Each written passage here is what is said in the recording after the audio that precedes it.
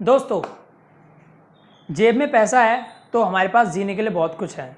अगर हमारे पास जेब में पैसा नहीं है तो हमारे पास बहुत कम चीज़ें होती हैं जिनका हम यूज़ कर सकते हैं अपनी ज़िंदगी में।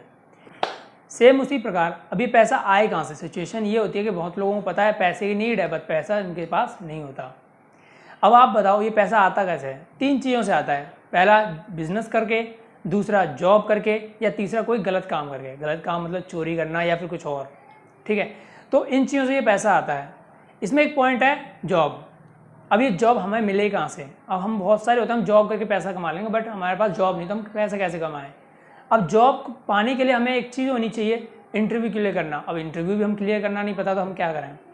तो आज मैं ऐसी प्रॉब्लम लाया हूँ जिस पे आपको पता नहीं है या फिर पता होगा बट नॉलेज नहीं होगी हमें क्या करना है। बात यह है कि जब भी आप इंटरव्यू देने जाते हो, इंटरव्यू देने से पहले आपकी क्या क्या प्रिपरेशन होनी चाहिए उसके बारे में आज हम लोग बात करेंगे। तो चलिए वीडियो को पूरी देखना, मैं आपको सारी चीज़ एक एक करके बताऊंगा।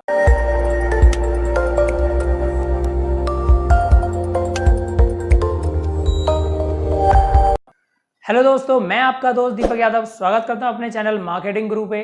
कैसे हैं आप सभी लोग? उम्मीद करता हूं अच्छे होंगे। तो आज की जो प्रॉब्लम है वो ये है कि जब भी हम इंटरव्यू देने जाएं उससे पहले हमें क्या क्या प्रिपरेशन कर लेनी चाहिए जिससे हम इंटरव्यू में रिजेक्ट ना हो। तो वीडियो को पूरे एंड तक देखना, मैं आपको हर चीज़ बताऊंगा कि हमें क्या क्या प्रिपरेशन करनी चाहिए। तो मैं आपके सामने आज कुछ पॉइंट बताऊंगा जिनको आप नोट कर लो अपनी कॉपी नोटबुक में, ठीक है, जिससे आपको पता चल जाए कि इंटरव्यू में हमें क्या क्या चीज़ों का ध्यान रखना चाहिए इंटरव्यू देने से पहले। तो चलिए शुरू करते हैं। तो पहला पॉइंट है रिज्यूमे, बायोडाटा या फिर सीवी। ये तीनों चीज़ें एक ही हैं जिसमें हमारे पास हमारी इंफॉर्मेशन होती है।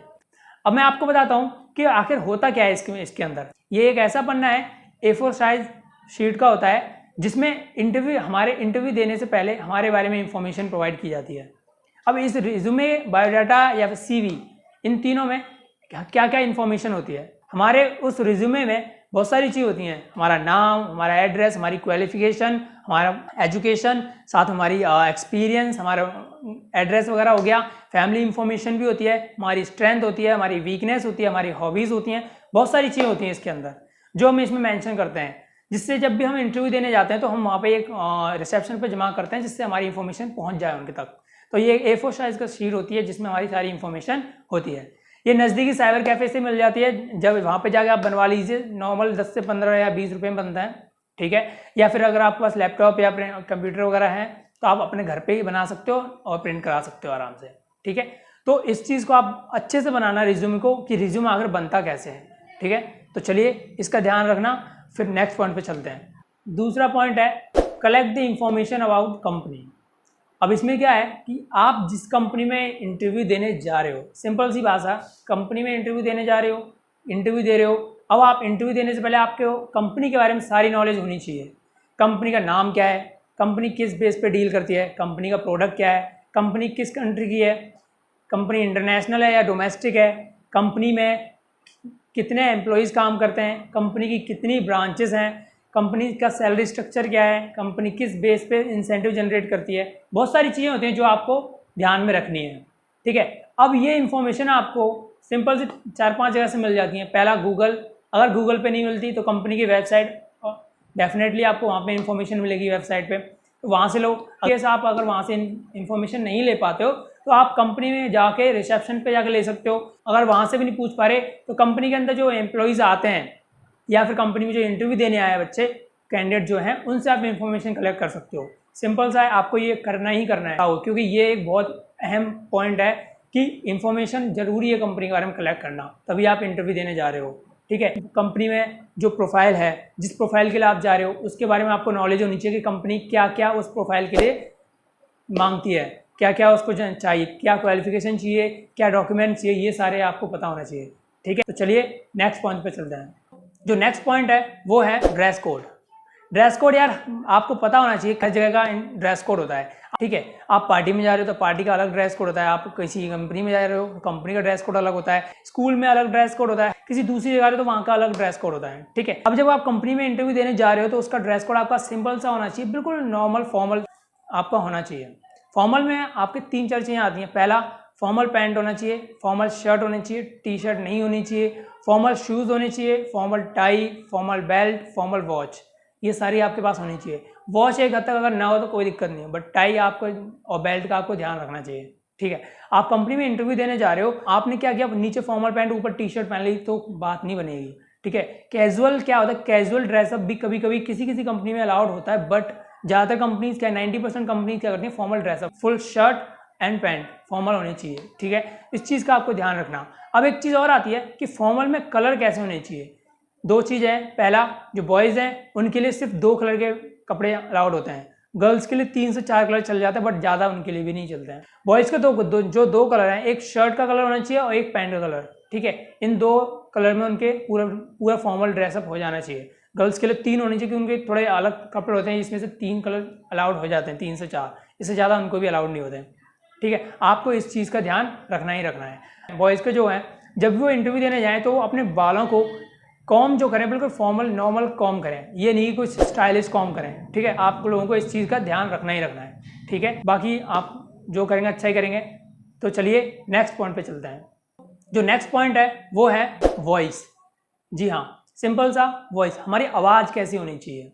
ठीक है, अब क्या होता है, मैंने ये देखा है, अपने एक्सपीरियंस में भी बताऊंगा और जो होना भी चाहिए वो बताऊंगा मैं आपको। पता है, जो वॉइस होती है वो हमारी लाइफ में एक अहम रोल प्ले करती है। इस वॉइस से बहुत सारे ऐसे बंदे होते हैं जो करोड़ों रुपए कमाते हैं। ठीक है, सिर्फ वॉइस से, क्योंकि उनकी वॉइस का इफेक्ट होता है। बहुत सारे कैंडिडेट्स ऐसे होते हैं जो जॉब के लिए आते हैं, इंटरव्यू देते हैं, बहुत तेज़ बोलते हैं, कुछ बहुत स्लो बोलते हैं। ऐसा नहीं करना है। तो आपको अपनी वॉइस को बिल्कुल नॉर्मल रखना है। ठीक है, जिसमें आप अच्छे से अपने आप को इंट्रोड्यूस कर सकते हो, ना तेज़ ना धीरे। एचआर बहरा नहीं होता, एचआर भी आपकी तरह नॉर्मल पर्सन होता है, वो भी चाहता है नॉर्मल वे में बातचीत हो, जिसमें आप अपने आप को अच्छे से ब्रीफ कर सकें, जो आपकी वॉइस है नॉर्मल में। ठीक है, ऐसा नहीं कि आप तेज़ बोलें, प्यार से बोलो, एचआर को अच्छा लगता है। ठीक है, इस चीज़ का आप लोग ध्यान रखना। तो चलिए नेक्स्ट पॉइंट पे चलते हैं दोस्तों। नेक्स्ट पॉइंट है वे ऑफ सिटिंग। जी हाँ, आप कहीं भी इंटरव्यू देने जा रहे हो, आपका बैठने का तरीका बहुत नोटिस किया जाता है, आपका बैठने, आपकी बॉडी लैंग्वेज बहुत चेक की जाती है इंटरव्यू में। ठीक है, आप जब भी इंटरव्यू देने जाते हो, अंदर एंट्री, गेट के अंदर एंट्री करने के बाद आप कभी भी एचआर के बिना बोले बैठना नहीं है आपको। ठीक है, बहुत सारे लोग होते हैं मैगमेन सर सीधा बैठ जाते हैं, वो चीज़ नहीं करनी है। ठीक है, इससे आपका इम्पैक्ट बहुत ख़राब पड़ेगा। अगर आप एचआर के बोलने तक का वेट कर रहे हो तो वहाँ पे आपके इंप्रेशन आपका बहुत अच्छा पड़ता है। ठीक है, अब बात आती है कि हमें बैठना किस तरीके से है। सिंपल सा है, आपके पास जितनी भी चीज़ें हैं, लाइक फ़ोन, बुक, नोटबुक, आपके डॉक्यूमेंट्स हो गए, आपका बैग हो गया, ये सारी चीज़ें क्या करनी है, आपको टेबल पे नहीं रखनी है। बैग है नीचे साइड में रख दो, तो आपके पास जो आपके डॉक्यूमेंट्स अपने पैरों पर, अपने घुटनों पर रखो, घुटनों पर, अपने हाथों को घुटनों पर रखो, अपने फ़ोन को जेब में रखो, लेकिन साइलेंट करके। ये नहीं कि साइलेंट नहीं, आपका फ़ोन नॉन साइलेंट है और किसी की कॉल आती है बीच में, तो इम्पैक्ट बहुत ख़राब पड़ता है। ठीक है, इस चीज़ का ध्यान रखना। जब भी आप इंटरव्यू देने जा रहे हो तो आप बैठने में, आपकी जो पीठ है वो 90 डिग्री के एंगल में होनी चाहिए। ये नहीं कि आप अलग ही तरीके से बैठो, बिल्कुल ही नम के बैठ जाते हैं, कोई मतलब एकदम ज़्यादा स्ट्रेट हो जाता है, जो अलग ही दिखता है। चाहे जब इंटरव्यू लेता है इस चीज़ को बहुत नोटिस करता है आपका, जब अगर वो इस चीज़ से इंप्रेस नहीं होता तो आप कहीं ना कहीं वो रिजेक्ट करने की भी सोचता है। तो आपको इस चीज़ का ध्यान रखना है। ठीक है, तो चलिए नेक्स्ट पॉइंट पे चलते हैं। नेक्स्ट पॉइंट है आपका stay calm. Stay calm means normal रहो, बिल्कुल नॉर्मल रहकर ही आप इंटरव्यू दो, ऐसा नहीं आप हेजिटेट हो। ठीक है, कभी भी आप कंपनी में इंटरव्यू देने जाते हैं, ऐसे मैंने अपने एक्सपीरियंस बहुत बच्चे देखे हैं जो इंटरव्यू देने गए हैं और इंटरव्यू देते टाइम इंटरव्यू के सामने इंट्रोडक्शन या फिर अपने बारे में डिटेल्स अच्छे से नहीं बता पाते हैं। क्या होता है, बहुत सारे कैंडिडेट ऐसे होते हैं जो इंटरव्यू देने से पहले सोच कर ही इतने ज़्यादा हेजिटेट हो जाते हैं, इतने ज़्यादा घबरा जाते हैं कि उन्हें बोलना क्या है। वो बहुत अच्छी प्रिपरेशन करके आते हैं, बट सिर्फ इसी वजह से नहीं बोल पाते और रिजेक्ट हो जाते हैं। आप लोगों को पता है, इस चीज़ का ध्यान रखना चाहिए। जब भी आप इंटरव्यू दो तो सामने जो बंदा बैठा है, सामने जो इंटरव्यूअर है, वो भी एक आपकी तरह नॉर्मल पर्सन है, वो कंपनी का बॉस नहीं है, वो भी एक कंपनी का एम्प्लॉय है, जो बस आप कैंडिडेट हैं और वो इंटरव्यूअर है जो आपको हायर करेगा। ठीक है, वो क्वेश्चंस पूछता है आपसे आपके बारे में जानने के लिए, इसका ध्यान रखो। तो आपको ऐसा नहीं करना है। अब जब भी आप हेजिटेट होते हो, उसकी आपके ना पहले से प्रिपरेशन कर लेनी चाहिए घर पे ही। ठीक है, जब भी आप घर पे हो तो घर पे अपने फैमिली के साथ अच्छे से अपना इंट्रोडक्शन ब्रीफ करो, इंग्लिश में बोलो, हिंदी में बोलो, अच्छे से तैयारी करो, शीशे के सामने तैयारी करो, फ्रेंड्स के सामने तैयारी करो, जिससे जो आपका हेजिटेशन है वो रिमूव हो सके, आप एचआर के सामने और अच्छे से बोल सको। ठीक है, आपको इस चीज़ का ध्यान रखना है। ठीक है, तो चलिए नेक्स्ट पॉइंट पे चलते हैं। नेक्स्ट पॉइंट है डोंट बी पर्सनल। दोस्तों यार पता है इसमें क्या होता है कि डोंट बी पर्सनल, मतलब कि किसी भी एचआर से, किसी भी इंटरव्यूअर से आप पर्सनल मत हो। प्रोफेशनल के लिए जा रहे हो, प्रोफेशनल रहो। इंटरव्यू देने जा रहे हो तो इंटरव्यू के टाइम आप सिर्फ प्रोफेशनल लाइफ ही अपनी बताओ, पर्सनल लाइफ बिल्कुल भी मत बताओ। पता है क्या होता है, आप लोगों को इस चीज़ का ध्यान रखना होगा कि एचआर जो सामने बैठा है वो आपके बारे में जानने के लिए उत्सुक होता है। वो किसी भी तरीके तक जा सकता है वो आपके बारे में जानने के लिए, आपके बैकग्राउंड के बारे में जानने के लिए, ठीक है। तो आपको इस चीज़ का ध्यान रखना है। ऐसे बहुत सारे एचआर बहुत तेज होते हैं जो मतलब आपसे इतने फ्रैंक हो जाएंगे, इतने फ्रैंक होंगे कि आपकी पुरानी कंपनी में क्या चीज़ हुई है, आपने क्या किया है, वो सारा कुछ पता कर लेंगे आपसे। जो चीज़ इंटरव्यू में नहीं बतानी चाहिए वो भी आपसे पता कर लेंगे वो लोग, ठीक है। इस चीज़ का ध्यान रखना कि आपको फ्रैंक बिल्कुल भी नहीं होना है। अगर फ्रैंक होते हो, आप अपनी जो चीज़ें नहीं बतानी चाहिए वो भी बताते हो, तो आपको ही भुगतना पड़ेगा, आप पक्का रिजेक्ट होंगे। बहुत सारी चीज़ें होती हैं जो हमें नहीं बतानी चाहिए, कुछ चीज़ें होती हैं जो हमें बतानी चाहिए, बट ज़्यादातर चीज़ें हमें नहीं बतानी है, ठीक है। तो चलिए नेक्स्ट पॉइंट पे चलते हैं। नेक्स्ट पॉइंट है क्वेश्चन आंसर प्रिपरेशन, सवाल जवाब की तैयारी, ठीक है।